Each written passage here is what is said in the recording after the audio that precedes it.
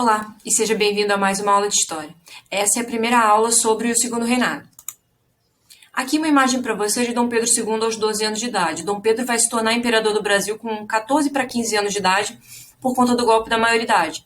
O Partido Conservador estava no poder no final da regência e o Partido Liberal queria estar no poder. Então eles vão se organizar para votar uma lei com que permita a Dom Pedro II se tornar imperador antes dos 18 anos de idade.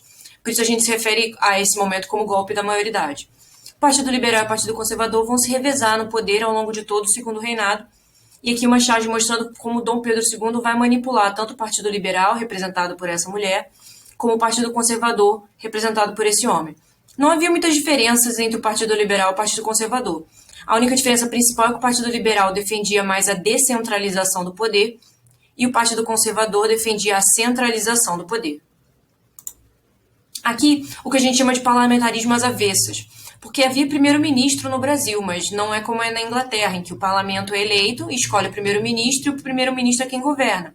A rainha da Inglaterra hoje, por exemplo, não tem poder nenhum. No Brasil, no Segundo Reinado, era o contrário. O rei, o imperador que tinha o poder moderador, escolhia o primeiro-ministro e o primeiro-ministro é que marcava e comandava as eleições que iam eleger a Câmara de Deputados. Com o poder moderador, o Dom Pedro II tinha, como pai dele, poder total.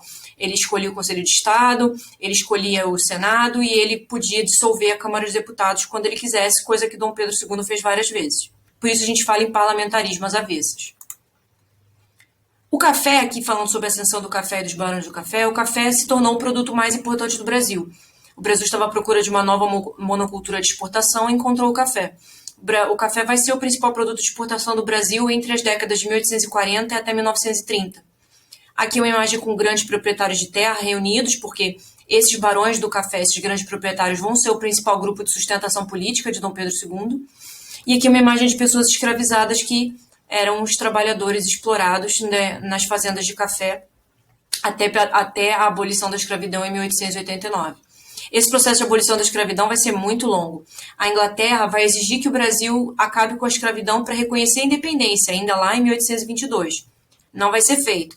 Vai ter uma lei aprovada em 1831 para acabar com o tráfico, mas não vai servir de muita coisa. Só em 1850, com a Lei Eusébio de Queiroz, é que o tráfico negreiro vai ser abolido. E como eu disse, a escravidão só vai ser abolida mesmo em 49 anos depois, em 1889, ou seja, um processo bem longo. Aqui mostrando como foi a expansão da área de plantio de café no Brasil. Começou no Vale do Paraíba, aqui no Rio de Janeiro, e se expandiu pelo interior de São Paulo. E há diferenças entre essas duas regiões. No Vale do Paraíba havia mais trabalho escravo, pouca tecnologia, a plantação era feita de uma forma que desgastava muito mais o solo, não tinha muito para onde se expandir por questões geográficas. Agora, no Oeste Paulista havia muito mais tecnologia envolvida, muito mais máquinas envolvidas na produção. E eles também começaram a usar imigrantes, principalmente imigrantes europeus. Vieram imigrantes de vários lugares do mundo para o Brasil, mas para o café, principalmente europeus. E essa imigração ela foi incentivada pelo governo com o objetivo de embranquecer a população brasileira. Ou seja, a maioria da população brasileira era negra e a mestiçagem, a miscigenação, o embranquecimento da população brasileira foi incentivado pelo governo brasileiro, que incentivou que os imigrantes viessem para cá trabalhar. Ok? Qualquer dúvida, é só perguntar.